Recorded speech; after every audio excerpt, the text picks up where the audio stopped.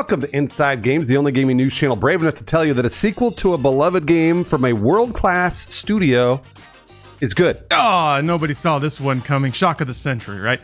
The long-awaited Marvel's Spider-Man 2 from Insomniac Games is out right now. A much-anticipated exclusive for the PlayStation 5. And the reviews are in, and they are really, really good. Yeah, that's right. From all accounts, it's what Sony wanted. A great exclusive from one of Sony's signature studios. At the time of writing, the latest from Insomniac Games sitting at a 90 on Metacritic and a 91 on OpenCritic, with pretty much everyone agreeing it's a worthwhile successor to the original. Games Radar gave Spider-Man 2 a perfect score, saying it improves on its 2018 predecessor across the board. They added that, with a captivating narrative and unrivaled spectacle, it's the quintessential superhero game in story and mechanical terms. Sick. Of course, one of the biggest changes is that in Spider-Man 2, you can play as both Peter Parker and Miles Morales. You can switch back between the two, who each have their own side quests in addition to moving the main story along. The GTA of Spider-Man games. We've arrived. Yeah, that's exactly. Gameplay-wise, it seems like there's less emphasis on stealth this time compared to the original Spider-Man or Miles Morales. Instead, we get what IGN called a newer, louder approach. While there are still some stealthy slink across the ceiling sections, IGN wrote that Spider-Man 2 is much more eager for you to get into the action, with many abilities designed to let you group up enemies and then deal big damage to all of them at once, rather than spreading them out to pick them off one by one. Eurogamer said that Spider-Man 2 felt just as similar to God of War as it did to other Spider-Man games. Quote, with combat now including a range of big, spectacular area of effect abilities. To that end, there's a new gadget called the Web Grabber that lets you pull enemies in from a distance and make them smash into each other. As Games Radar said, shooting a web of tendrils from the suit, grabbing half a dozen enemies by the skull and slamming them into the concrete simultaneously never, ever gets old. I can believe that. Picking up goodies and unlockables never gets old either, and apparently Spider-Man 2 is bursting with collectibles. How many? We'll find out after a quick word from our sponsor, Nexus War. Inside Games is brought to you by Nexus War. Raise an army and seek out the mightiest heroes from the four races of Origin Star. The humans, Izans, Okus, Theas. Unite them all to annihilate the invaders of your home planet. Each of these races boasts their own mighty heroes, which players can recruit to form their own army. The heroes can then be leveled up and boost their power using RPG-style systems. Nexus War also allows alliances with millions of players from across the galaxy. Once you find these like-minded players, you can form alliances, then craft your team for strategy, and of course, create battles with your friends in real time. Siege of Eons, as an example, is a 30 versus 30 fight between two alliances. You and your alliance members will teleport to a new giant map where you could crush the enemy. There are also tons of heroes in Nexus War. These balanced class heroes are capable of leading troops of all units, whether it be artillery, infantry, or tank. One of the best is Zellum, and her powers can be unlocked when leading any of the three unbalanced army units. Nexus War also allows you to personalize and plan your city using the architectural styles from each of the four races. So start exploring Nexus War's huge map today. And don't forget to check out the Halloween event, Phantom Fiesta, in Nexus War.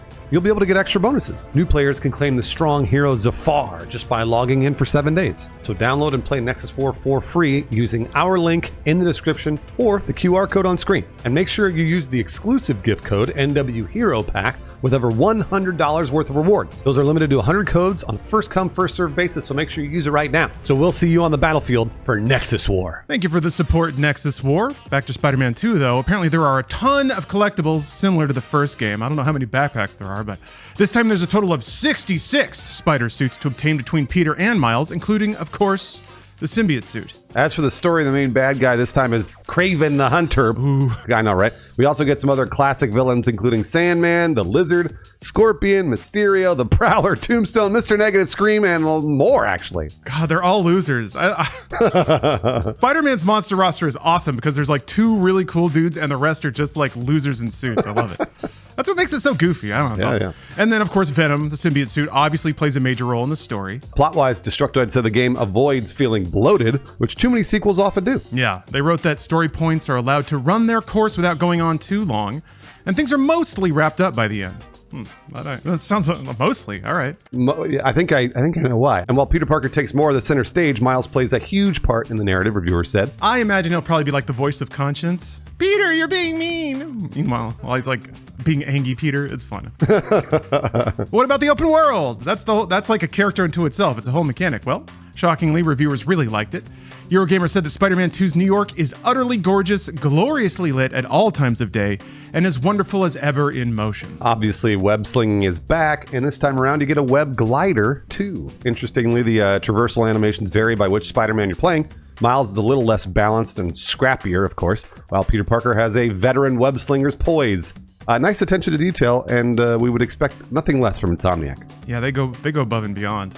I wonder if like the two modes of VO are the same. If you're swinging, it's like grunting and heavy breathing, but if you're just standing still, it's normal. Oh yeah. All those details are so awesome to behold when you're playing a game like that. From the sounds of it, Spider-Man 2 accomplishes what the best open world games do, make it fun to just travel around and do nothing. Destructoid wrote, very rarely am I enamored enough with an open world to drift around aimlessly for extended periods of time. I found myself caught in that loop all over again. The GTA cyberpunk magic, man. Yeah, I know. We're finally seeing some benefits of all that fancy PS5 tech. Clips of fast travel in Spider-Man 2 got some traction on social media before launch, showing how the game flows from an overhead map right down into gameplay without a single loading hitch. Some speculated that the game hit a speedy load behind a button prompt you have to hold to confirm, but no.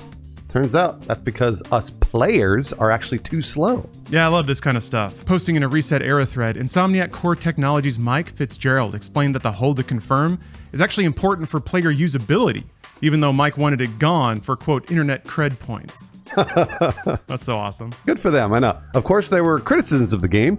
Some reviewers complained that the third act dragged. The Washington Post said that the Spider-Man formula doesn't feel quite as fresh as 2018. Oh, and the Mary Jane stealth missions are back. Oh, come on. But overall, why would they do that? But overall, critics agreed that Spider-Man 2 does exactly what you want. It's a fun, open-world action game with fun combat, lots of collectibles, and that quality we've come to expect from Insomniac. As the gamer put it, Spider-Man 2 is the future of polished, competent, elevated sequels, and brings with it so many technical flourishes and a perfect execution of the formula that it stands out in a class of its own. As for Sony, Spider-Man 2 is more proof of why it acquired Insomniac to deliver quality AAA releases. And with the new slim PS5s coming out in time for the holidays, it definitely feels like gamers who've been on the fence will have a good reason to finally pick one of these up. I mean, it acquired Insomniac to make quality releases that are called Spider-Man. Mission accomplished. But yeah, in terms of the PS5 Slim, it's, you know, the timing, it's not exactly shocking that Sony's apparently planning a PS5 Slim Spider-Man 2 bundle.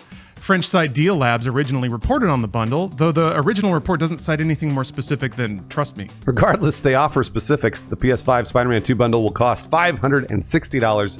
I'm sorry, $559.99, and release on November 8th. No pictures though. Oh, come on. Yeah, it's probably just a console and game together in a box. They are making a PS5 Spider-Man thing, but it's the old model. So I don't know if they're making a specific new one. We'll see. That'd be cool. Either way, sounds like Sony has yet another hit on their hands as we head into the holiday season. They're going to move a lot of PS5s probably again. If you look beyond that though, 2024 and beyond, it's a little more bleak. But hey, why worry about that when we have a New York to swing around and save? We'll just catch up on the backlog from 2023 in 2024. That's what we'll do. We'll just play all the other games we missed. Yeah. Yeah, 2024 is looking a little rough. Hey, speaking of which though, Wolverine. I'm really looking forward to Wolverine now. Because Spider-Man 2 is so good. So I hope that they've carried all that over to Wolverine. I hope so too. I felt weird about Marvel Spider-Man. Miles Morales directly addressed a lot of the weirdness I felt about it, which is that the combat was a little shallow and the story was pretty nonsensical. It's funny hearing people talk about Spider-Man not going on for too long or even dragging, because the cutscenes in the first game are hyper compressed. Like, most lines are not even finished. Players or the characters just say half sentences to each other and then the cutscene's over. So it moves so fast. So I'm curious if they've slowed down a little bit, maybe give themselves a little more room to tell an actual story. I guess we'll see. I don't know, Bruce, what are your thoughts about Spider-Man 2? From what I've heard, I think they are letting it breathe a little more, and I think they're handling the story, but from also, this is not really spoilers, but more of like a thing to look out for. At the end of the game, it's very polarizing. Lots of people are like, the last third of this game is terrible, and other people are like, oh, it's so cool what they've done. So I have no idea what it is. I truly do not know. So I have an idea, but I'm very curious to find out what this last third of the game actually is. Yeah, I'm just curious in general because there's definitely a kind of... There's a cult of expectation around banner first-party Sony games, and they often meet it, so I'm not complaining. But sometimes there's a game that's not quite as good as it likes to tell you that it is.